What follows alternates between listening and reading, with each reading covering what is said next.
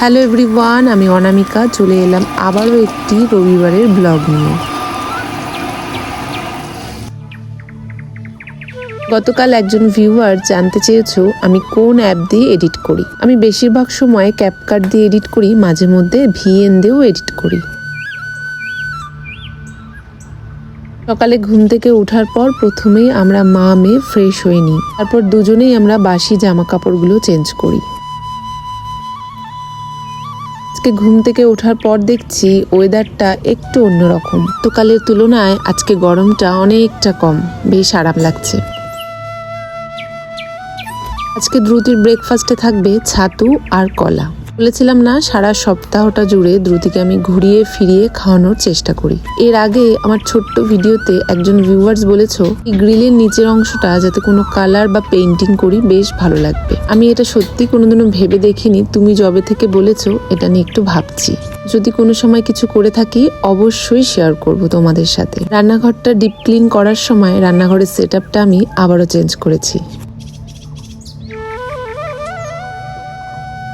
রান্নাঘরে ধূপধুনো দেখিয়ে গরম জল করে কিছুটা ফ্লাক্সে ভরে রাখলাম। ঘুম থেকে ওঠার পর প্রথমেই আমাদের যেটা খেতে হয় উষুম উষুম গরম জল, যেটা প্রত্যেকের জন্য ভীষণ ভালো। দ্রুতি এখন এই বয়সে অনেক কাজ নিজের হাতে করা শিখে গেছে, আর এটা আমি আমার স্বার্থে করাই না, এটা আমি ওর ভালোর জন্যই করাই। ছোট থেকে নিজের কাজ যদি নিজে করা শিখে যায়, আমার মনে হয় সেটা ওর জন্যই ভালো হবে। আমার কাজের মাঝে মাঝে ওর সাথে এইভাবে খেলতেও হয়। দ্রুতির একটা জিনিস আমি লক্ষ্য করেছি, ওকে যদি আমি সাজিয়ে গুছিয়ে খেতে দিই ও ভীষণ পছন্দ করে সেটা। এই যে যেমন ধরো দুধের সাথে ছাতু গুলিয়ে দিলাম, তার ওপর দিয়ে যদি আমি কাজু বাদাম কিশমিশ ছড়িয়ে দিই, ও সেটা ভীষণ পছন্দ করে। তো যদিও সেটা আজকে ছিল না, তাই ওপর দিয়ে হানি ছড়িয়ে দিয়েছিলাম।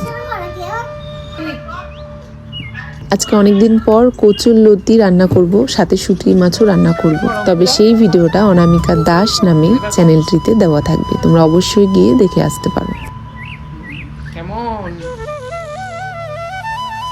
মানুষ আমরা দুজনের মধ্যে একজন যদি এটা না খায় ওটা না খায়, তাহলে রান্নাটা একটু চাপের হয়ে যায়। নিজের পছন্দ মতো রান্না করতে গেলে তখন আমার কাজটা একটু বেড়ে যায়। তাই আজকে যতই কষ্ট হোক না কেন, হাতে সময় আছে, দ্রুতির স্কুল নেই, রবিবার, কচুরলতি শুটকি মাছ কোনোটাই যেহেতু আমার হাজবেন্ড খাবে না, তাই আমাকে এক্সট্রা করে ডাল করতে হবে।